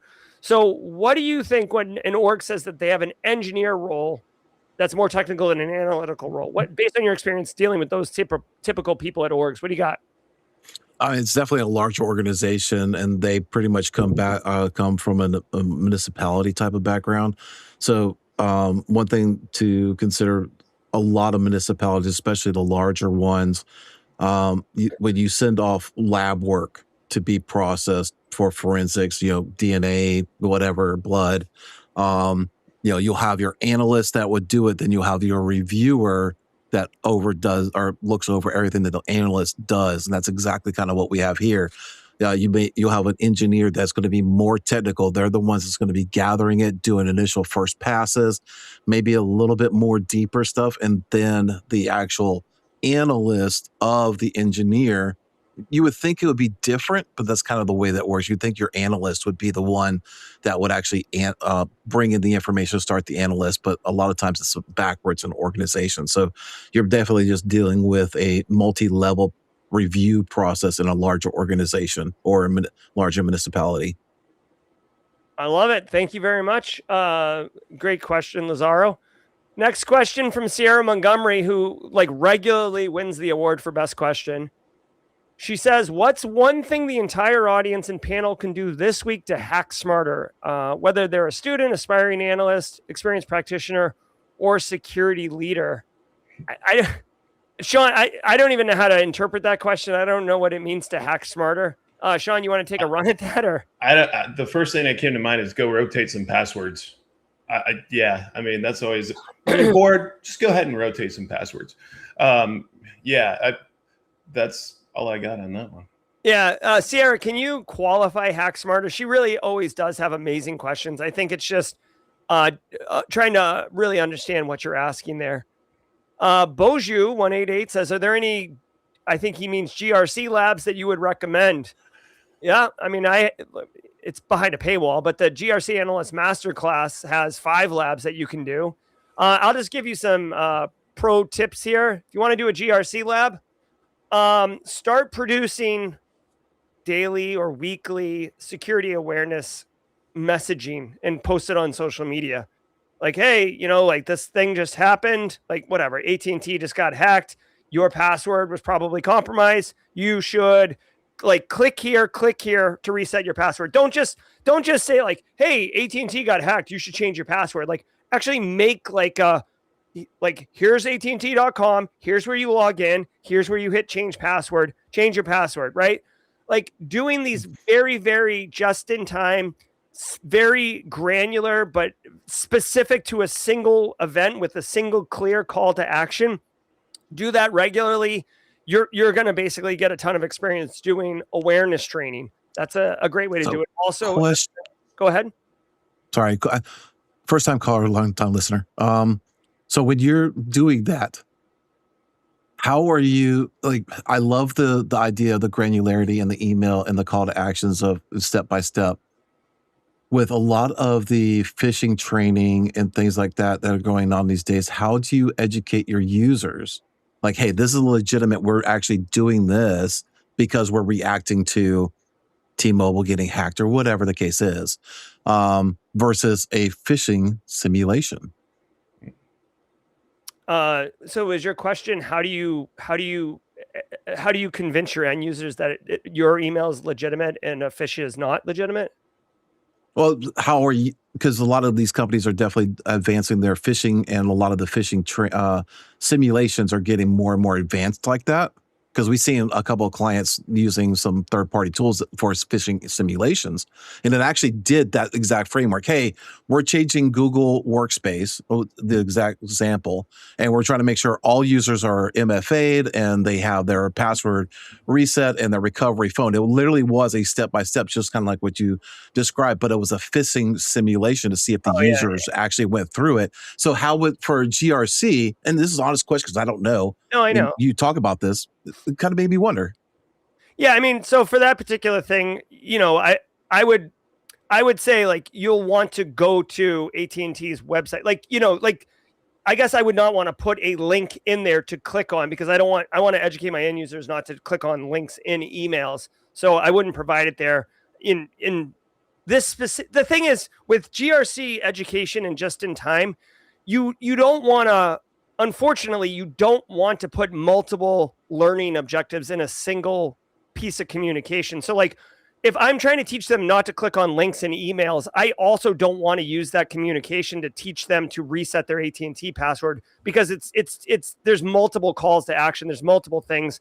They're not going to learn anything because they're going to get overwhelmed, even though it's two things. Like it's always got to be like that. So I would have a separate message or communication around this is what links look like, this is what phishing looks like, be mindful around clicking on things. Then with the AT&T thing, it would just be like, a video like, hey, what's up? Like it would almost be like the email itself that I would send out to the workforce would be, hey, AT&T just had a major breach. Check out this video to know what this short 30-second video to learn what you need to know to protect yourself. And then in the video, it would be like, hey, like I'm on Google, I'm Googling AT&T.com, I'm clicking on this. Here's how I reset my password. And then start with like a hook, right? From like a social media perspective, hook them on why they need to care. Like a threat, like a criminal can log into your AT&T account right now. You don't want that. Let me show you in 15 seconds how you can fix this. Click, click, click, click, click. So it's got to be very, very tailored to a single individual learning objective. It's just based on all of my experience. Like if you try to, this is why annual 1 hour awareness training slide decks suck, because you're trying to jam like 50 things that they need to know into one lesson, and they're just going to be tuned out instantly. Yeah. It's like golf lessons. Right. Yeah. Yeah, if exactly. you just do these 50 things, you're good to go. I mean, why can't you do them? They're simple. Yeah. Just, come on. All right. Hey, I do see Tyler Ramsby in the chat. Tyler Ramsby is the guy behind Hack Smarter. If people are digging on Hack Smarter as a platform, you can have Tyler to thank. We had an anonymous donor donate 5 all-access 1-month passes. Me, the anonymous donor, and Tyler got together and took care of it. So this is all locked and loaded. Tyler is right. He's like a catcher in the big leagues, waiting to receive the pitch from me of these 5 individual winners. We've selected 4. Oh, crap. I'm going to have to go back. Who was the last one? Was it Adele Nadir? I think it was. I'm going to have to go back. I didn't write down the last one, unfortunately. Let me know in chat if you guys remember who the fourth one was. The fifth one, let's go ahead and do this. This is for the fifth winner. And the final winner is my guy, Yetzi Knapp. Congratulations, Yetzi.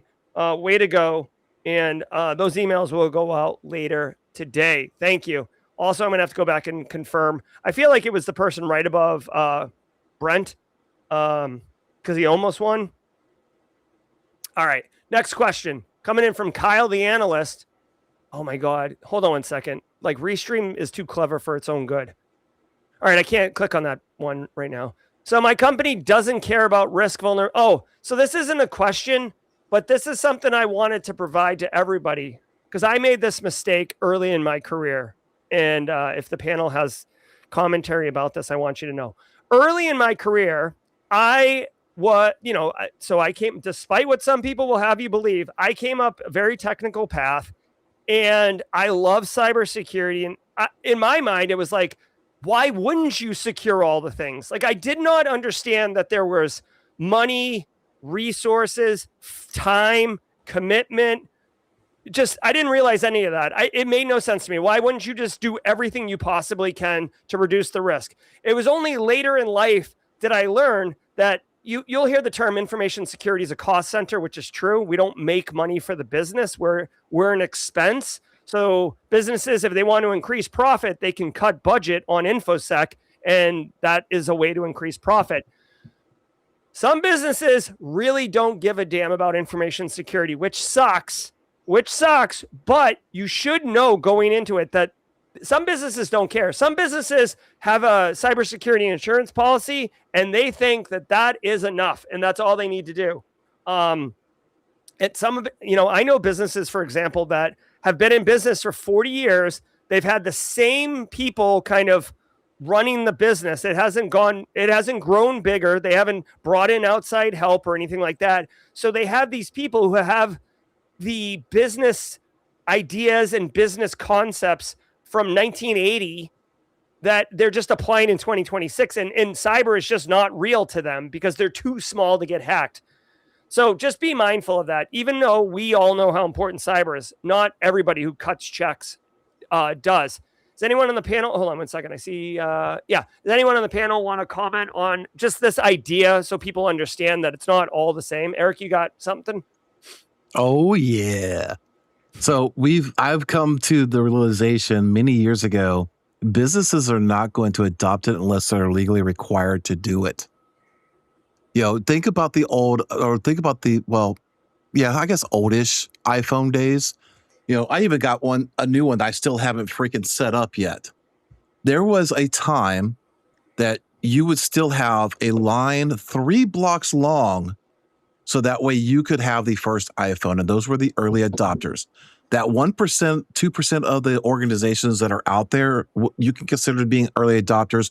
They take cybersecurity very, very seriously, because they care about their data. It goes back to having a concept of, is this business a data business or a product business? Do they only care about making Bob Sprockets, or do they care about their data? Very few companies care about both. And finding that out is what's going to help drive your conversations. Are we going to try to protect the data? We're going to try to protect the sprocket manufacturing. And that's how you can cater a lot of your cybersecurity deployments into that type of thing. Again, very few people actually care about both. And most companies just don't care at all because they're not required to. So they're like, this is going to get really, really hot topic. Okay. So you could take a 3 or 4 practitioner doctor's office that's making, let's just say 50 million a year between all of them. They laugh the MSPs out 9 times out of 10 because they don't care about HIPAA violations. They just don't. They want to do the best. They don't want their data leaked. They're not just throwing caution to the wind per se, but like they're not going to adopt that new firewall, over a unified router because it just costs too much money and their business is running. The fee for the violation is typically less than 10% of their revenue for the year. So it's a speed bump. Jerry talks about it all the time. the fees that are associated with the data breach are so minor compared to the real world organization's incomes. It literally is a speed bump. So you've got all that. Most of the time you have the insurance. So your data breach services, like for our company, your legal counsel, their notifications, it's all covered by insurance. And the argument that insurance companies are going to make the change, you know what? You go for your renewal. Sorry, it's taking long, but I've been talking about this for months. But you go for your renewal, and a lot of times you're using an underwriter, you're using a broker for that because you want 3 to 5 businesses to give you quotes. Now, you have companies like Lloyd's of London, Travelers, and some other ones that are really getting in depth. Like, we want to know everything before we write you an offer for a policy. So you got 3 that want an in-depth, like, if you can even show us you actually have legitimate CIS controls, NIST controls, then we'll offer you a lower rate. And we have these 2 other companies that you just fill out 10 questions and we'll give you a quote, maybe a little higher, but the burden of entry is a lot less to get that than, proving all these things. The companies are going to take the least barrier to entry, and they're still going to get covered because it's a numbers game. So, you want to stimulate real world change in making businesses actually do it, have real world consequences. Daniel, you had a comment on this? Yeah, I mean, I've never quite been the guy that likes to, just try to sow fear, but if you can get the right ear, I mean, the one thing I have seen some success with is if you can just present the actual risk. It's often impossible to do that. And as I've heard the joke, the CIO or the CISO who replaces you will have that ability to get that ear. But I mean, a lot of times that is the truth. Unfortunately, some of these companies, they have to have some type of a breach. What I would say is never allow a good crisis to go to waste. When you have something small, make use of that. So hopefully you can make some progress and, incremental changes. All right. I love it. Couple more questions coming in. I do want to say shout out Shield and Slay. I just sent you a link to the panel. We're going to be wrapping the panel in 9 minutes, so you can hop on for a hot minute. But we can get you on the panel earlier next time. All right, let's keep going. There was a question in here. Code Brew, thank you for the 5 winners to confirm what I thought. So we do have our winners: Adriana Young, John Henry Garcia Jr., Ethan Sadiq, Terry Hand, and Yetzi Knapp. Thank you very much to all those who participated. And apparently, if you say Hack Smarter 3 times, Tyler Ramsby appears. So be careful. What you're saying into the mirror at night. Now, what's interesting is everybody on this panel happens to be geographically very close to each other, which is just a pure coincidence. Kyle, the analyst, wants to know, are there any events related to cybersecurity career development or learning technical skills in South Carolina? If so, which do you recommend? Anyway. All right, so I don't know if anyone in chat has an answer. I would say go to the B-Sides Greenville. That's a good one. Any of the B-Sides. I don't know of any specific skill up training opportunities. Simply CyberCon is going to have workshops and stuff, but those are kind of obscure, not necessarily specific corporate, not corporate, but government programs. We do have people who work at SLED in chat. So they may have to, they may be able to share that with you, Kyle. And also ask that question another time, Kyle, and we might have different answers. Ladies and gentlemen, we have Lindsay, you got to turn your camera on. Lindsay had her camera on a minute ago, but now the camera is off. So we will bring her on in a minute. All right. Shield and Slay, who's got a question, and here she is. She can just ask the question herself. Ladies and gentlemen, another panel member. Hey, Lindsay, what's going on? Hi, what's up? Oh my God, Lindsay, your microphone is pretty tough right now. You sound robotic almost. I'm just really loud right now. You sound robotic almost. Oh no, hang on.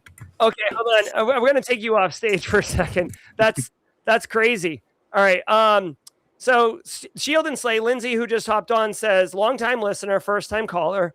What does the panel think is the best way to break the ice when networking at a conference? That's a phenomenal question. So let's go around the horn. Hopefully we'll do, oh, hold on. Is Lindsay good to go? Lindsay, give us an audio check. Hold on, is Lindsay good to go? Lindsay, give us an audio check. Audio check. 1, 2, 3.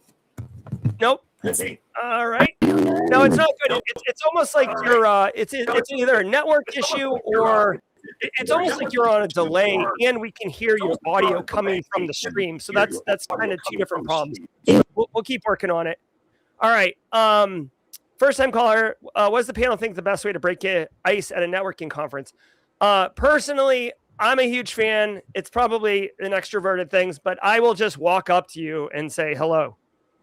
Normally, I like to try to find one thing that I truly believe about you to be the icebreaker. Do not be disingenuous. But what I like to do is, like, say you have a cool shirt or you have a cool sticker on your laptop, or I happen to see what you're doing on your laptop, like you're doing the CTF or something. I will use that as the icebreaker. Like, oh, hey man, I see you're wearing like the Midnight shirt. I freaking love that band. I actually did this at Wild West Hackin' Fest 2 years ago. A guy had like basically retro synthwave sneakers on. And I was like, hey man, like, just so you know, I freaking love those sneakers. And then we got talking for like 10 minutes. Sean, what's your move? Yeah, that's pretty much the same here. And just be authentic. I mean, sometimes just, hey, how's it going? That can open it up. But yeah, if you could find something, or hey, what'd you think of that last talk? Anything. It's, yeah. Most people are pretty open. Daniel, you got a technique? I am absolutely an introvert, so I'm probably the wrong person to ask this question of. I mean, having said that, if I'm sitting in a line long enough, I'll probably start talking to the people around me out of boredom. But I mean, I don't know. That's a hard question for me. All right. I think a lot of us suffer from the same thing, man. Like I could do the whole, hey, those are some pretty cool shirts. Oh, you like the Braves too, or something like that. Like, I can get like 1 or 2 questions, and then I'm like, so yeah, like I don't know. Small talk is very hard for me. Yeah, I would just offer one, I guess, pro tip, considering many of you may resonate with what Eric just said and what Eric's, I guess, status, or not status, like state of like the small talk thing. Once you break the ice, right? Cool shoes, whatever. If they are cyber or whatever, you're at a cyber conference, you might say, what kind of work do you do in cyber? One thing that is true, regardless of whatever human you're talking to, is, and I know this is going to sound ridiculous, so please just take it with a grain of salt. People love talking about themselves. It doesn't matter who they are. Your mom, somebody you meet on the subway, a kid. People love talking about themselves because they are an expert on themselves, and it just is the way it is. So like, it's very easy if you want them to control the conversation and provide a lot of the input to say, hey, like, what kind of work do you do? Where do like, are you do you live in the area or did you travel in? Like, you can easily like get the conversation flowing that way by asking open-ended questions. Do not ask yes or no questions. Like, do you like what's going on here today? Or did you eat the fish? Like, not yes or no questions. Like, it's got to be open-ended questions. That's the deal. We're just a couple minutes before the end of the show. So I do love giving the panelists an opportunity to promote or share their stuff. What do we get? Zemif said something. Don't bring it up, but it was funny. Okay, I'll take a look. Yeah. So let's go ahead around the panel and holler at each other. Daniel, what do you want people to know as I bring up DanielOwen.com? It's my standard. Just go to my website. You can find all my other connections from there. You can find my LinkedIn, all that fun stuff. There you go. If you like Daniel Owen and you want to learn more from him, build a network, some relationships, plus like low key, this might be like one of my favorite personal websites on the internet, dude. This just like speaks to me on so many levels. I love ASCII art, Hercules monochrome green. Daniel, you speak in my love language, my guy. Eric, where can people get some stuff, or what would you like people to know? Eat barbecue, live forever. All right, big barbecue fan. You got a favorite barbecue joint you want to share? My backyard. I smoke all the meats. So if you want, if you're into barbecue and smoking meats, Eric Taylor's your man. So if you're looking for, there you go. There's an icebreaker thing. Like, oh, I love smoking brisket too. Like, what's your technique? What kind of wood do you use? Doesn't always have to be about cyber. You know what I mean? We are humans, and human relationships are important as well. In fact, I would argue at conferences, it's more about the conversations not cyber related that are impactful. Sean, what would you like people to know? Yeah, you can throw my LinkedIn in chat there. It just mentions Simply Cyber, so I know where you came from, and happy to link in and help you however I can. There you go. So connect with Sean and hashtag Team SC. As always, everybody, hashtag Team SC. Again, shout out to our anonymous donor and Tyler Ramsby for making 5 individuals get the ability to level up. Thank you for all who participated in the raffle. We had over 131 entries, so you had less than a 1% chance of winning. So don't take it too hard if you did not win. Just a reminder, everybody, Simply CyberCon is coming up. We're going to have some big announcements coming up. Speakers are going to be notified later today. The initial round, we're assuming 2 or 3 speakers will be unable to make it or decline or whatever. Just in general, it happens. But we will be building the program and letting everyone know who the winners are. Also, I haven't told anyone about this all week. I forgot about it, frankly. At 12:30 today, I'm going to be on a panel with CISO Series Super Cyber Friday, Hacking Productivity with AI. I'll be talking about how I use AI personally, professionally, all the things, every way. It's going to be cool. So if you're dialed into that scene, I will be on that panel later today. Guys, I want to say thank you to Daniel, Eric, and Sean for their time. Shout out to Shield and Slay. Lindsay, thank you for your time. I know you were only on the panel for a hot second, but we will get her back once we do some AV troubleshooting. Probably not me, though. Somebody else. I am notoriously not the person you want doing audio visual. Guys, thank you so very much. Chat, have fun. Have a great weekend. Until next time, stay secure.